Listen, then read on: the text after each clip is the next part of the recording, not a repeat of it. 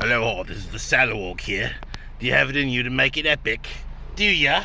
Yes, What'd you think of it Fury was Road? fucking awesome. Awesome. I don't know why that guy said not to watch Furiosa, but go watch. Yeah, fucking great film. Any Yeah. favorite moments? Oh, a lot.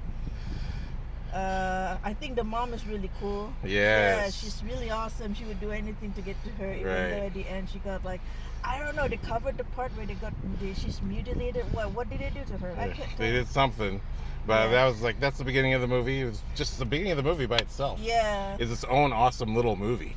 Anya Taylor-Joy, man. Yes. She rocks the part. Hell yeah. Great Yeah. time.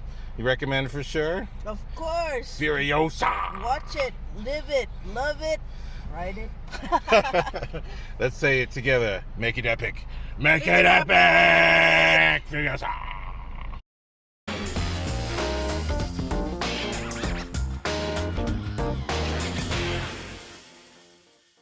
Aloha nerds, and welcome back to the Salawag's Why It's Great Gut Reaction, where I watch things and react from the gut. What you saw earlier, that was me and my friend Z. We had just gotten out of the movie. I don't have the money for opening weekend, so I go see $5 Tuesdays. But wow, okay, Furiosa, a Mad Max Saga, was an excellent time at the movie theater. I was not expecting it to be this good. I really thought, wow, it's going to be, moderately close to Fury Road. For those who don't know the Mad Max story, this all started way back in the 70s with Mel Gibson. His very first movie, Mad Max, he's a police officer in a time when the world is just about to go post-apocalyptic. But it hasn't quite gotten there yet. And in that movie, it takes the entire movie of a biker gang slowly killing his coworkers, friends, and family. Spoiler alert. Before Max finally goes mad. And then we get the amazing Road Warrior, which most people know those movies from, and then Beyond Thunderdome.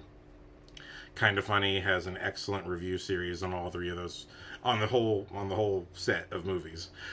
And then when we get to Fury Road, unfortunately, while the other films predate me, Fury Road, I was just very broke at the time. I missed it in theaters. But I remember when Fury Road came out, the world was shouting Furiosa, Furiosa, Furiosa. Give her her own movie. Give her. I was like, I remember being confused. I was like, wait a minute, what? Give Furiosa? Isn't the Mad Max movie? I was so confused. And then I finally saw Fury Road when it came out on demand or on, I think, DVD, however it worked. And my mind was just blown by the awesome experience that was. I felt like Fury Road was the pure expression, the full budget, pure mega Hollywood experience that Road Warrior had intended to be. Although Road Warrior itself is a standalone, fantastic film, but you can just see where George Miller's mind must have been going. It's like, oh, if I could go bigger than this, it must be Fury Road.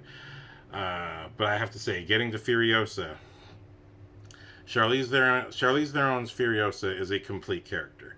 She's already been through her journey, and Fury Road is really her and her sort of final battle to complete her journey. So that's an excellent film in the sense of it's an action film, really strong characters. Charlize Theron, of course, nails it. Tom Hardy nails it. Everyone in that cast is amazing. But when we get to Furiosa, we are now seeing the origin of Furiosa through the lens of the child kidnapped from her world, kidnapped from the green place, who then grows up in the wasteland and slowly becomes the epic warrior that we know her to be, Furiosa. And I'm impressed with this film. Like, it is storytelling from beginning to end, and that's so atypical, even for Mad Max. I find it interesting people have their different perspectives, but if you listen to George Miller's interviews, he talks about Max as a character who comes into other people's stories and helps them out.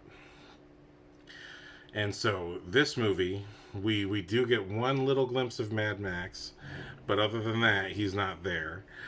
I think it's just so wonderful that because of how beautiful the world building has been set up in Fury Road, it's almost like a glossary. So that when we go into Furiosa and we actually get to walk around in that world, two of the towns that are alluded to in Fury Road are Bullet Town and are the Bullet Farm and Gas Town.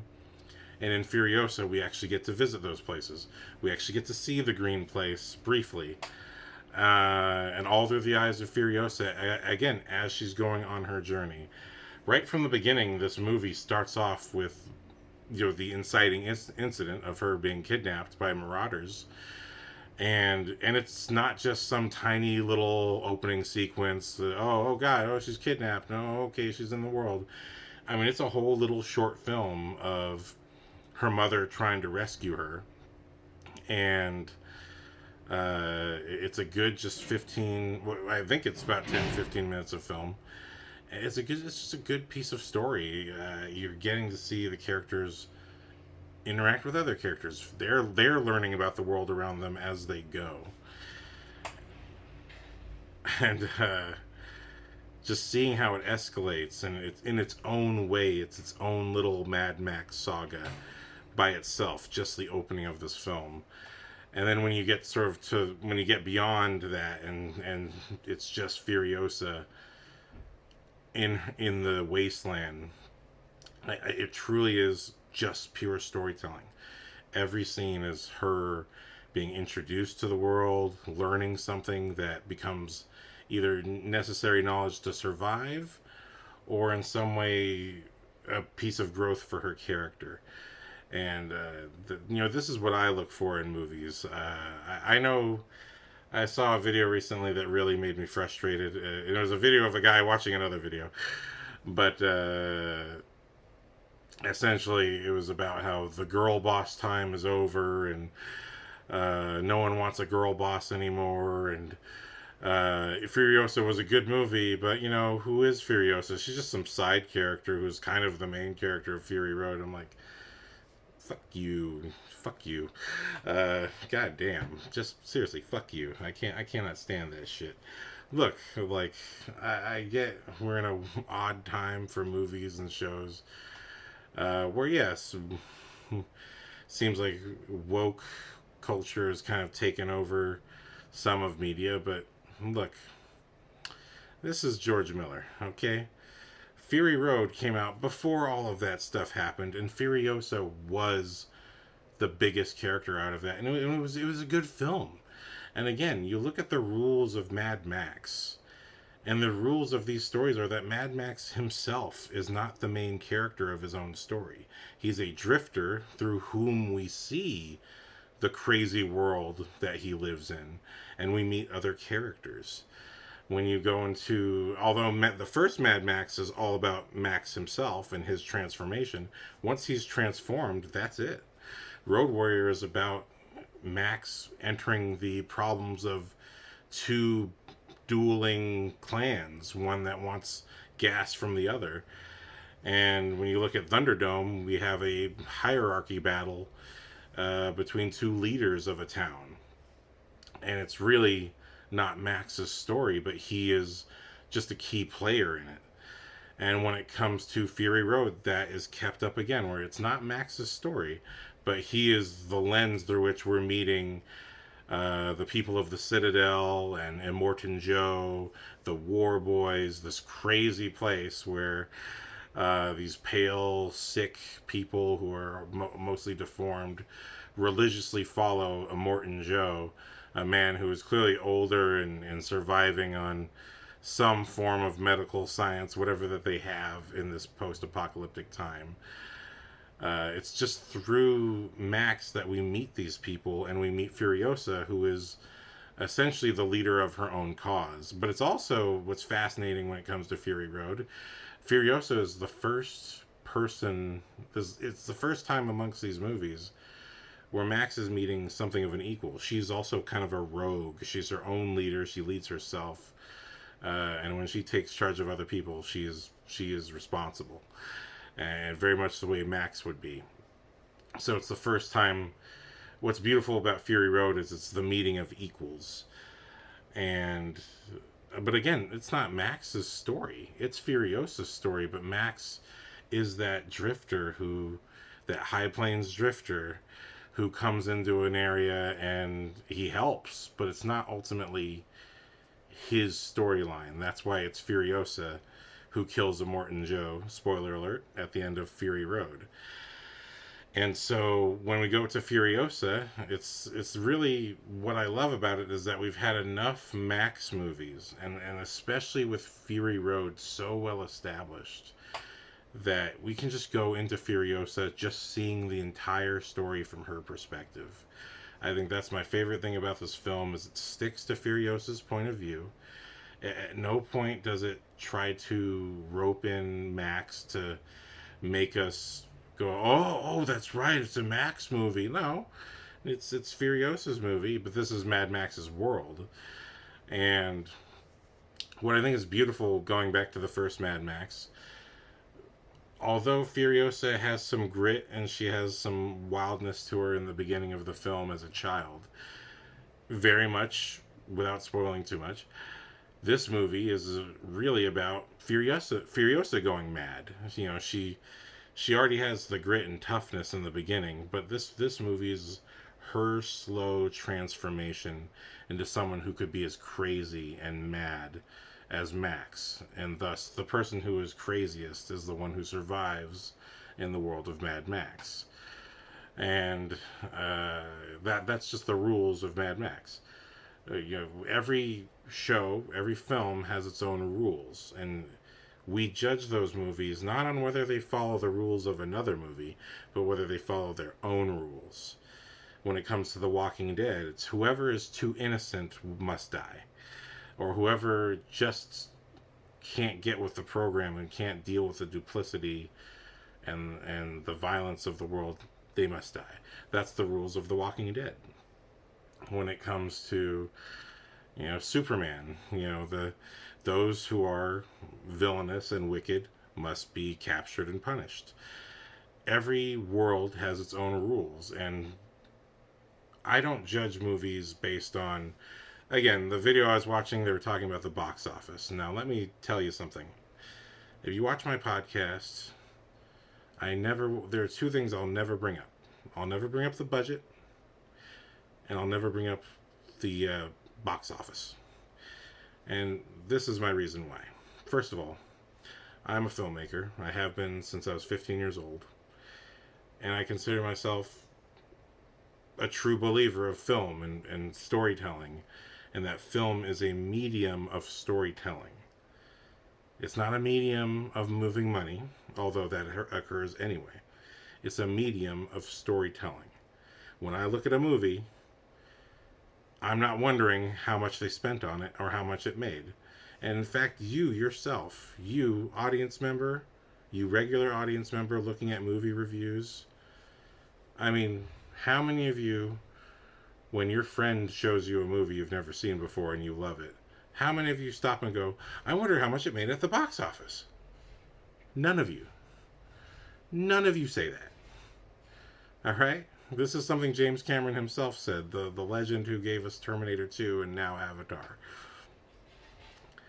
Nobody who watches a movie that they love stops and asks about the budget or the opening box office weekend. Because it doesn't fucking matter. If you truly love cinema and you truly love storytelling, what matters to you is whether or not you like that film. Whether it's Evil Dead, which was made off of, you know, the pennies and sweat, blood, and tears of people's backs, or whether it's a Michael Bay movie, which was also made off of the sweat, blood, and tears of people's backs, but also made with a good chunk of change, too. It doesn't matter. What matters is, did the storytelling get you? And not only that, in the words of Chris Hemsworth from Furiosa, can you make it epic? Can you make the emotions of that story so good that I don't care about anything else going on in the world? I'm in this story. It's escapism. That's what movies are. And if you're sitting here stressed out about the budget or the box office, then first of all, as an audience member, what the hell does that have to do with you? That has nothing to do with you. And if Furiosa did flop, then I just hope that does not reflect poorly on the filmmakers or the cast, because it's a great movie. I just hope it doesn't hurt them in their next movie. That's all. That really just affects the filmmakers. It has nothing to do with you. If everyone in the world is saying Furiosa is a great movie, but for some reason it's not making money, that doesn't mean it's not a great movie. And I made a little list, because this video that I saw pissed me off so much. I made a little list of movies that also did not make the box office, but are still movies that either found a cult following or found a popular following after the fact. Shawshank Redemption, Fight Club, Blade Runner, Citizen Kane, Children of Men, Iron Giant, Willy Wonka and the Chocolate Factory.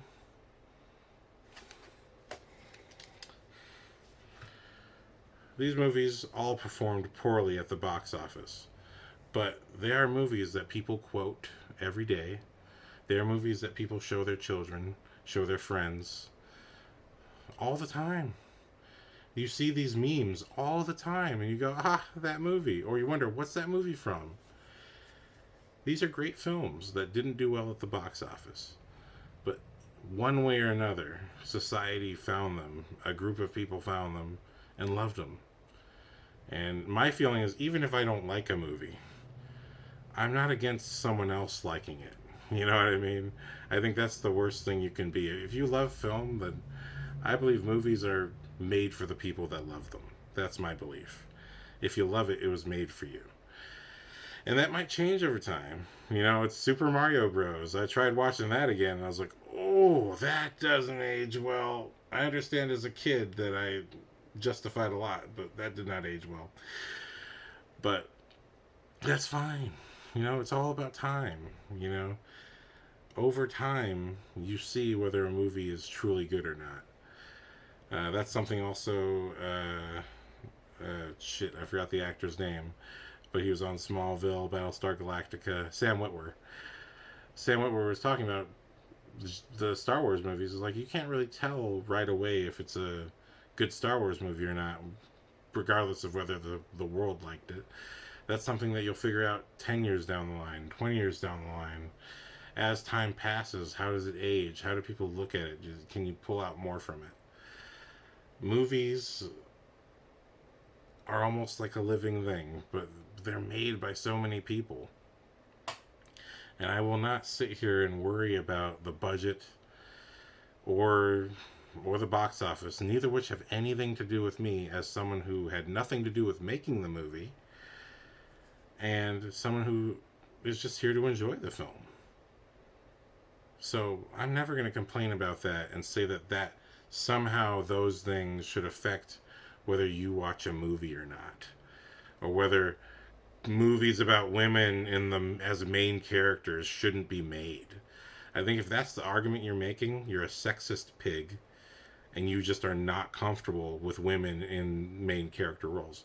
Now, granted, if it's a situation like, Star Wars The Force Awakens or Captain Marvel, where the main character just seems to be very good at everything they do, and they're kind of invulnerable.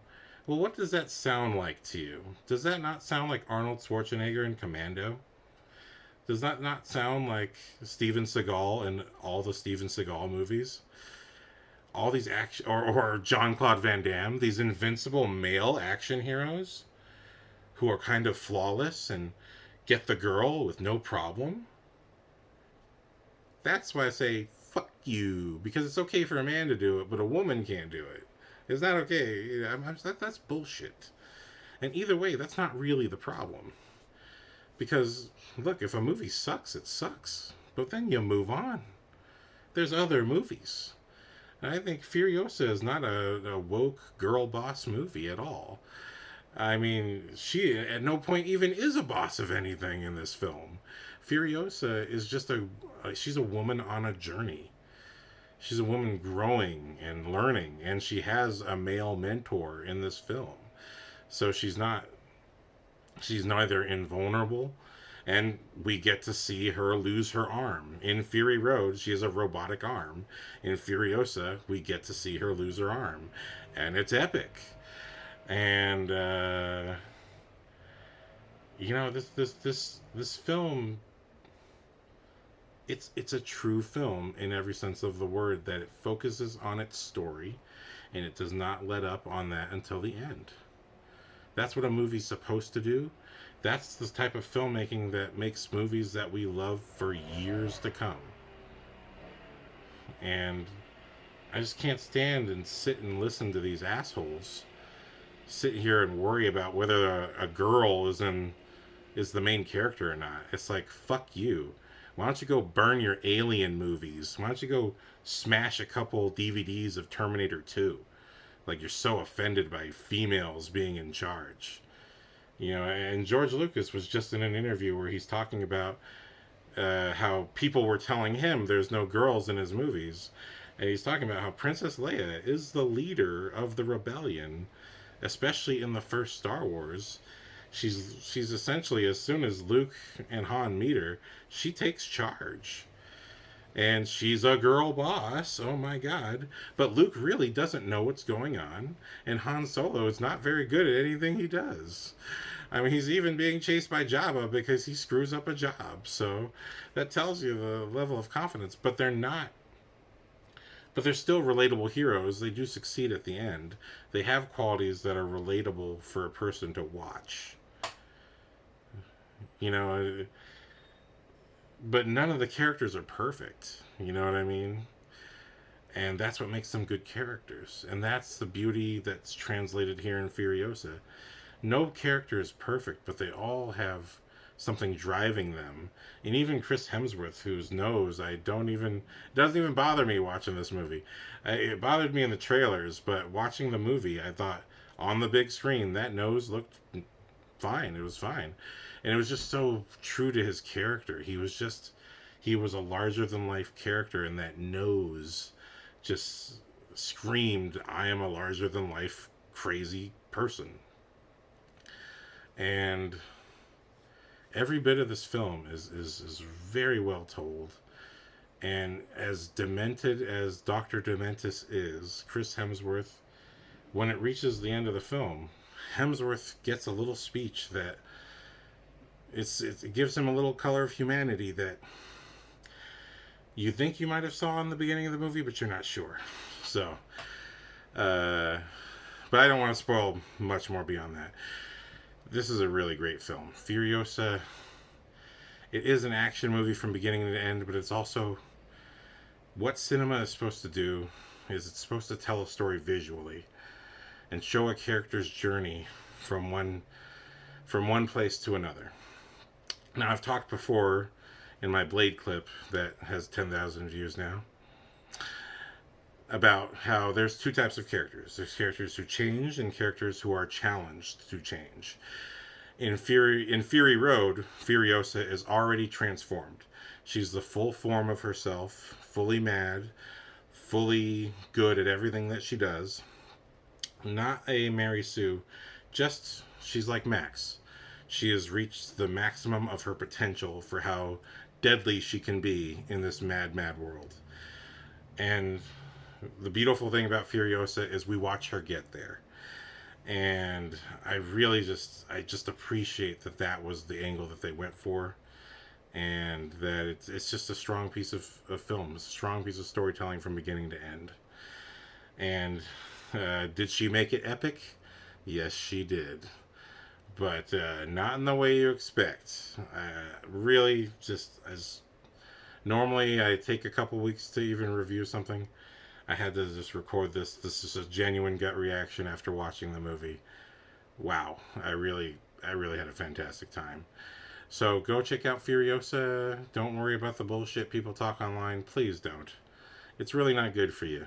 It's not good for you. And stuff like saying girl bosses and all that shit, it's just sexist at the end of the day. All right, call a spade a spade. A lot of these people are older guys who miss looking at Arnold Schwarzenegger's pecs, and they're thinking about his pecker, and that's what they want to be gobbling on instead of looking at some beautiful eyes of Anya Taylor-Joy as she watches people she cares about get mutilated. So sad. No, sorry, that's a mini spoiler. But it's an amazing film. Go check out Furiosa. That's a spoiler-free review as much as I could do. Thank you.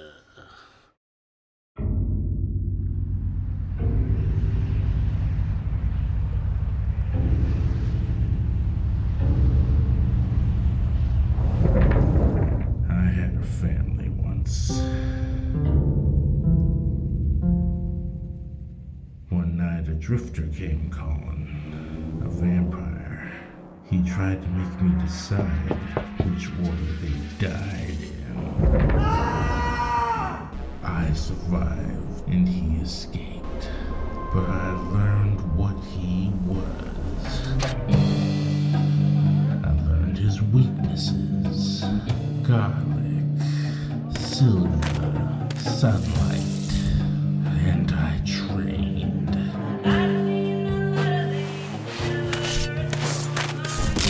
And I traveled.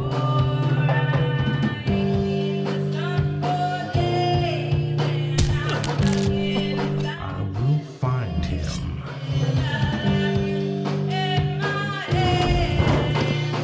And nothing will stand in my way.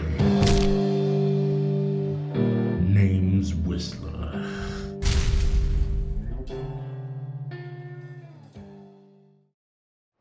These ads is whack, man.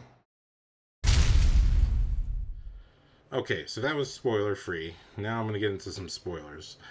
Damn, what an awesome movie. Again, that opening 10-15 minutes with the mom, awesome. I was not expecting a whole little storyline where the mom is trying to rescue her daughter. That was just, it was really heart pounding, and you see where she comes from.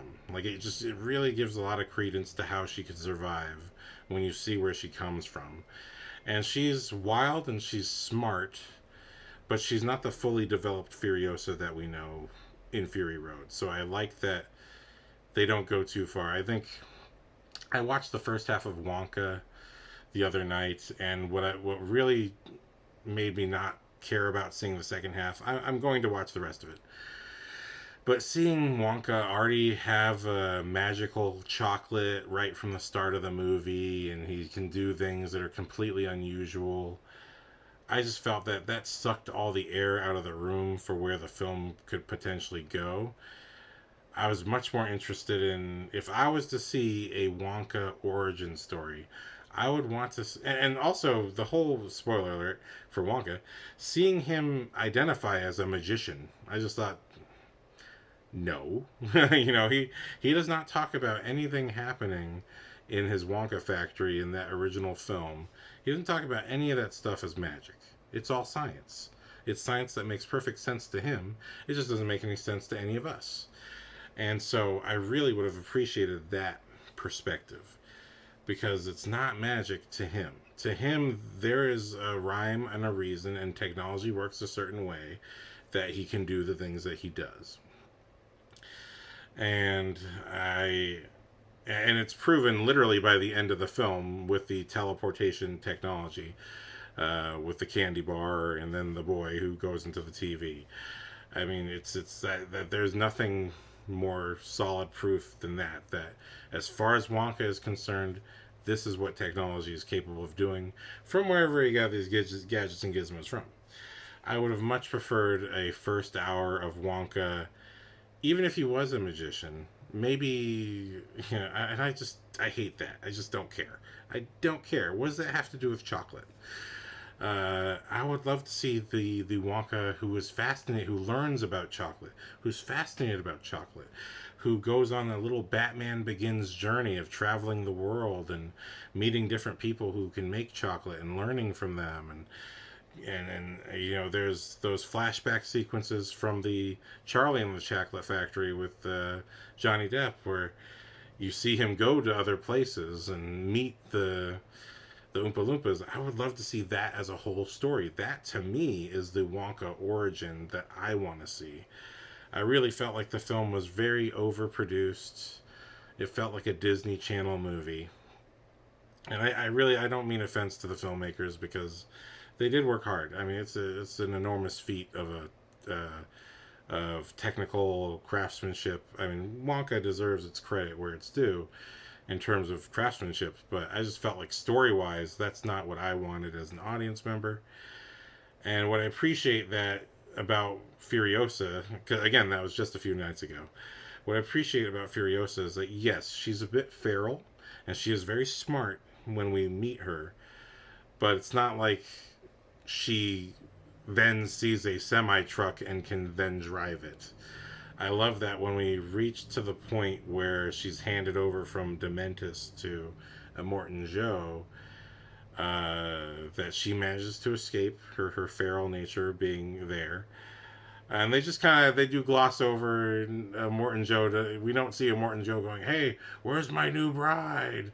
There's none of that. Which is, I wish was in there, but I really love the storytelling device that she hides, and then we see her. She had made a wig to escape the clutches of someone trying to grab her hair. I'm still trying not to spoil everything. But you see that wig on that tree branch, and the tree branch, which is just a kind of a little twig, grows. And as a piece of visual storytelling, that's telling us the story of Furiosa, that we're seeing this little twig grow into a full branch. And ultimately, by movie's end, a full tree. Still trying not to spoil too much. But I just love that symbolism. Again, that's visual storytelling. And I love that when we do get to her working a rig, there's a man, there's a man that shows her, and not because it should be a man or anything, but this whole woke culture is so concerned about all these things. But I love that it's this man that shows her, and he's akin to her. He's a fellow warrior who doesn't believe in being savage for pleasure. And it's kind of the first friend she makes. It literally takes like 65 to 70% of the film before she meets someone who she can call a friend and a mentor. And then unexpectedly, that becomes this little love story. I really loved that. I just thought, damn, like, spoilers. It's spoiler time. Edit that, put it at the front. I really love that that's how they went with that. It was because I remember feeling when I was watching Fury Road, like there's something really important about the fact that she has this black over her forehead, and obviously it seems to be the sort of symbol of this is the driver of a rig. Drivers of the war rig do that. They're not like the war boys. They're not all pale. They have the black oil over their head. It's almost like as we might know today, a trucker cap. But instead of being a trucker cap, it's just this black paint over and it is like a war paint. But it kind of tells you the fact that they're not pale. It tells you this is not a war boy. This is someone who's above the war boys who can tell them what to do. And so that just gives you a little bit of a sense of hierarchy. But I like that it's a little bit more personal than that, because when she's wearing it, it's also the costume of her mentor and her lover. And I thought it was really beautiful to have this, although it's very briefly shown, this little love arc for her. And then sadly, like Mad Max, like she has to watch the horror of his mutilation. And also her mother. It's just so tragic. But those elements, to me, made me feel like, oh God, George Miller went back to the first Mad Max. Now he's telling us this is how someone else went mad in the same world. And this is what I like. Like, if you're going to do a sequel or a spin-off to a popular franchise, I hate when they just repeat the exact same things. Oh, it's another guy. Oh, they also lost their parents. Oh. She has her own origin, and her origin exists in the post-apocalypse. So it's a little bit wilder than Max's own origin, but it fits as to why she's so good when we meet her in Fury Road. Every single piece of it makes Fury Road make sense. But yeah, so I really like that. In her case, it's just all story of the girl who's a fish out of water, but also she's just witnessing horrible things when she's with Dementus, and then when she's under Immortan Joe, it's a bit kinder and gentler to her, but still there's forces that are wicked and she has to escape from. And but oddly, it's only in that world that she finds a friend, and it's just this entire journey of someone looking for hope, looking for home, and but her thirst for revenge takes over the final act of the movie because truly Dementus takes everything from her. And yeah, it's so heavy. My only thing I feel that I would have liked differently about this film is just the exact ending of the movie. The end of this movie, spoilers.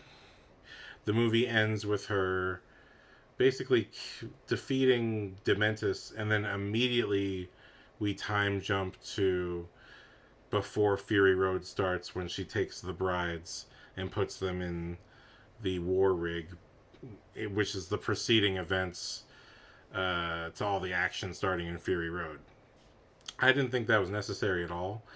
I really wanted to hear Furiosa's name cheered again. I really felt like it was such an epic moment at the end of Fury Road, but I also felt like it should have been the ending of this movie as well, except that what it should have been is she comes back, she has Dementus, and Immortan Joe is like, okay, we have a new this is our Furiosa. She defeated the warlord, and because she's already legendary in Fury Road, so it would have been nice to see how she becomes legendary to these people from the ending of the movie.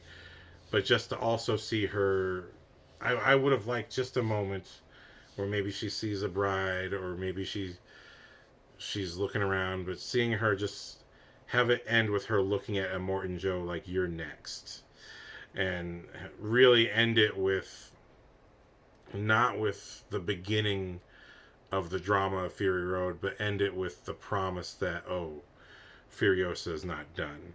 So that way it could just be a more self-contained film. I really don't think it needed to connect back like that. But that being said, I really don't have any problems with that. Just because I really, so much destruction happens to the Bullet Farm and Gas Town that I would have loved to just have that sense of, okay, those places are going to be repaired and be back under the control of Immortan Joe. But again, just to have that sliver, just the look from Furiosa when Immortan Joe is not looking, of, I'm gonna get you next. You know what I mean? Like, I realized that. Just have her see the people struggling and have all that. Just because it's not really a part of this film at all. Seeing Immortan Joe as a villain, he's more of a sympathetic, supporting character as opposed to the villain that he's supposed to be. I would have been nice to have the end of this movie for her to really see what Immortan Joe is like, and just go, okay, you're next, dude. Because the wives, they just don't have enough screen time to for me to go, oh, okay, well, obviously it makes sense you're gonna save them. I think the wives really would have required one more scene for that. But either way, that's literally the only critique I have. I think it makes sense why they ended it that way, so that both movies could have that solid relationship. And I understand why it ends that way. But that's just what I wanted. Just because I wanted Furiosa to have her triumphant moment like Star Wars. I really felt like she does. Star Wars ends. Fury Road does end that way anyway, but would have loved to have her have it one more time, just because this time around we saw her story. So it would have been great to see her cheered at the end of this movie, where she really just faces so much trouble from the beginning of this movie to the end. I personally wanted her to have a moment of victory, even though we know what's going to happen in the next movie. But just to have that cheering moment, kind of like the end of a football game, like, yeah, Furiosa, she's the hero. She got Dementis. As your prize, you may indeed have Dementis and do whatever you want to do with him. Thank you. You're next. You know what I mean? Something. I don't know. Just something like that I would have liked, but that's my only critique of the film, because I just really felt this movie was just blasting on all cylinders. And then speaking of storytelling visually, I absolutely loved the color scheme and costuming story that was told through Dementis. When we first meet Chris Hemsworth Dementis, he's in this white gown silk thing. I don't know what it is, and you see the cute little teddy bear on him, which reminds me more of Cable than anything else from Deadpool. But then we see that change when, Dementis is in charge of everyone. He's white. He's the White Knight in his own mind. He's the White Knight of the Wasteland, giving his people food and whatever they want. But he's really just a marauder. He's a top-notch marauder.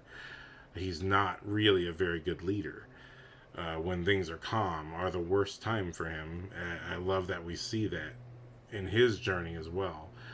But when Dementis faces a Morton Joe and sees the willpower of the war boys and how prepared these people are, it's his own man who takes a flare and shoots it at the ground, and that flare makes Dementis all red, so he becomes red. And once the war happens and all the madness happens, and Furiosa takes her first big stand against Dementis, which is such a huge, that bullet farm sequence. I wouldn't say any of the action in this movie is quite as devastatingly amazing as Fury Road. I think Fury Road also just looks more real. I think there's a lot of CGI in this particular movie. But it's this time around, it's so much more personal because we have the storytelling behind it.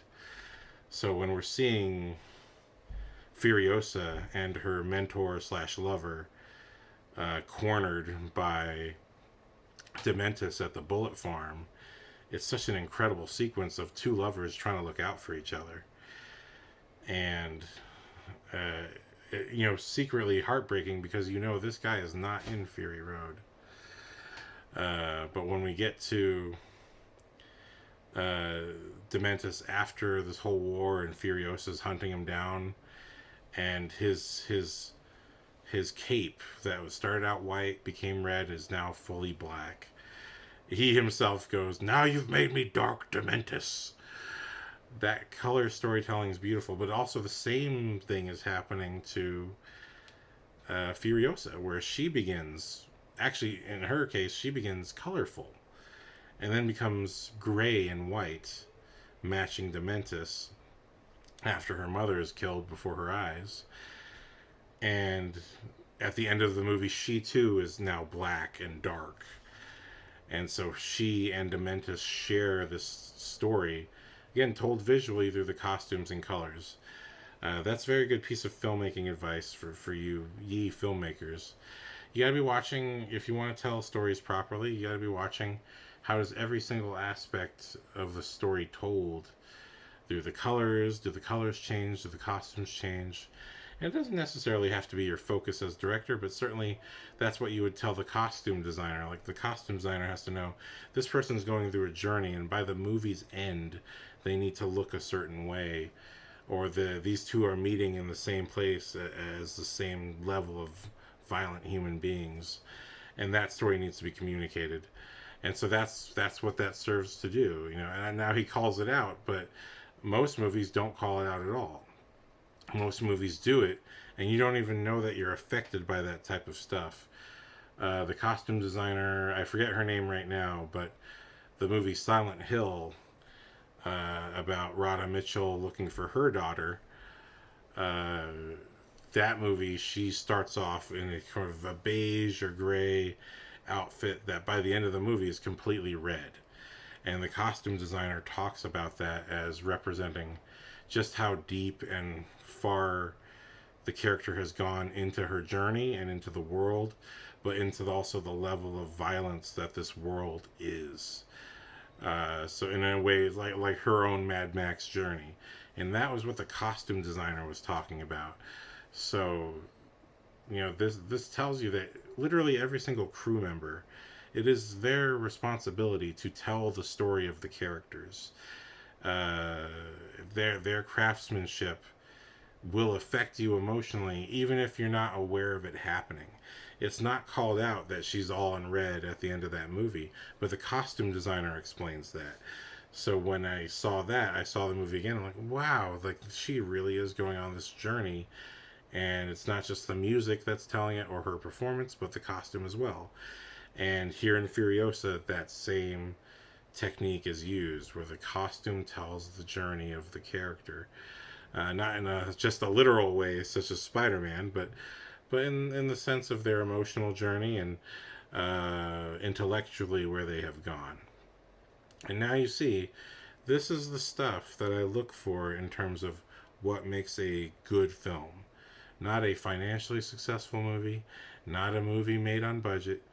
What was the artist doing that helps you be affected by the storytelling that's going on?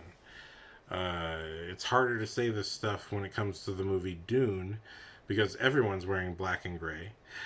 But when you look at a movie like Furiosa, the absolutely storytelling through colors, storytelling through costumes is absolutely applicable. These things show you the character's state of mind, show you visually. And by visually, that also to me means if someone is blind, you can describe it to them and they'll understand what's happening in this story. Like, oh, she starts off in white and ends in red. Who also does that? Carrie. That movie starts off with the whole period sequence, and she's so freaked out. And I've heard interviews where people are like, why would she do that? Women, this is what women go through. But she's so freaked out because her mother has just hidden her from everything. She's so deeply hidden that everything freaks her out and scares her. That's the point of the scene. And it's also the precursor that she goes to the prom at the end of that movie in a white dress and then is covered in red and is humiliated and ruined by the entire prom experience. And that's what triggers her to absolutely lose it and kill everyone at prom. So storytelling through costumes is something that has always been through the ages this is a technique, but you see directors do that as well. I've talked about how in the film Unbreakable, when we meet Samuel L. Jackson's character, all of his scenes are very warm, and when we meet Bruce Willis's character, all of his scenes are very cold. And you realize that Sam Jackson, we're seeing him with his mother. His mother is very comforting to him, although he has this horrible bone condition where his bones break. But he has a loving mother who's trying to keep him alive and trying to keep him hopeful and trying to keep him going. And when you see Bruce Willis's side, he's just come out of a divorce or is in the process of divorcing his wife. And he's trying to see other women, but that's not working. And he's just such an insecure man, despite his history of being a football player and everything. But he's such an insecure man, and he just seems to feel so hollow. And by the end of the movie, we see that Elijah Price, or Samuel L. Jackson, his character has become something that's very cold and unfeeling. And I don't want to spoil the ending if you haven't seen Unbreakable, but he, despite his early days with his mother being very warm, as an adult he's become cold and unfeeling. And even though the film is about Elijah Price figuring out whether David Dunn, Bruce Willis, is a superhero or not, he's scientifically examining the situation. He's saying, well, you survived this plane crash, but have you been hurt before? Oh, you've been injured in college? Well, okay, well, you're probably not a superhero then. Because he truly wants to know, but he's just completely cold about it, even though it's his drive and his passion.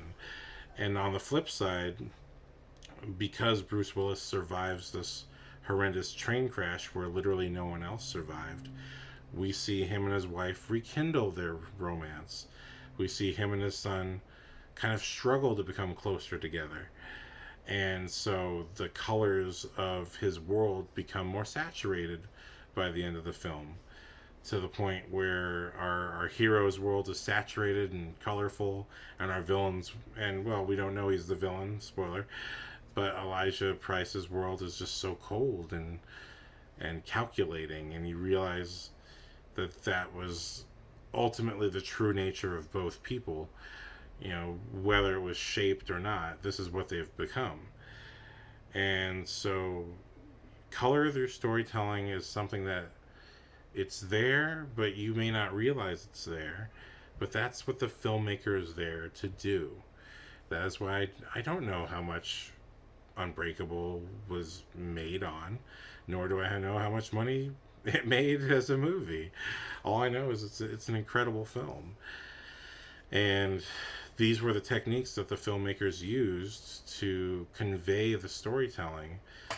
Because even though you as an audience member may not be conscious of it, those choices are what are affecting you emotionally and helping you both emotionally and intellectually comprehend what's going on with the other character. So that's why, to me, it's so important. If you truly love film, then love the film. Understand the movie. See what's going on. And all this political crap and should a woman be a main character? I mean, what the hell does that have to do with the movie? Unless it actually went into the filmmaking, what the hell does that have to do with the movie? If it's not actually part of the movie, then that's just your own baggage you're projecting onto the film. Furiosa was fantastically made. I really had a great time. And I'm so tired of the politicizing of films, even from reviewers. You know what I mean? I do recall when The Great Wall came out, there was a lot of anger about Matt Damon being the main character. This movie was made by Chinese filmmakers who wanted a big American name for reaching international audiences. So it wasn't America doing that. It wasn't America whitewashing China. This is what they wanted. So, not everything needs to hit the scrutiny of whether it's part of some political agenda. I think judge the film on the film's merits itself. Now, if it clearly looks kind of politically driven or having some kind of angle, then, yeah, of course, you don't have to watch that. I certainly avoid that.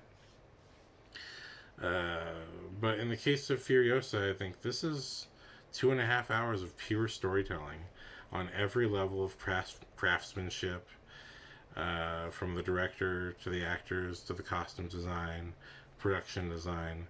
We're getting a piece of storytelling here.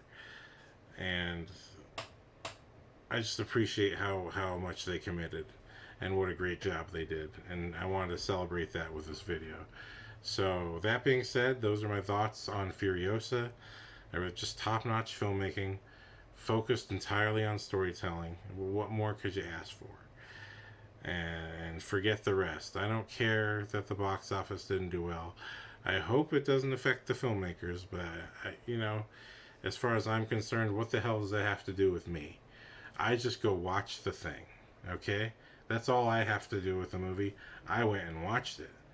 And I'm not sitting here going, oh, I don't know if I should watch it. No, it looks interesting to me, so I go see it. I'm not waiting for someone else to tell me whether or not I should see it. I think that's bullshit. Because ultimately, I'm going to make up my own mind anyway. So why do I need someone else to tell me to see it or not? I don't even understand that. If I want to see something, I go see it. That's it. I saw Abigail, and I still regret it. But anyway, that's my review. Thank you very much for watching. And remember, this podcast is not your typical podcast. I'm not here just for being a regular audience member. I'm here as a filmmaker looking for things that other filmmakers should keep their eyes out for. So if you're a filmmaker watching this, and you most likely, if you're an experienced filmmaker, you already know what I'm talking about. But if you're a new filmmaker, if you're just getting into it and you're studying like I was 15 years ago, then this podcast is for you. Say, hey, look for this, look for this. This is how you look at storytelling. This is how you look at film language. And that's what I'm here to talk about.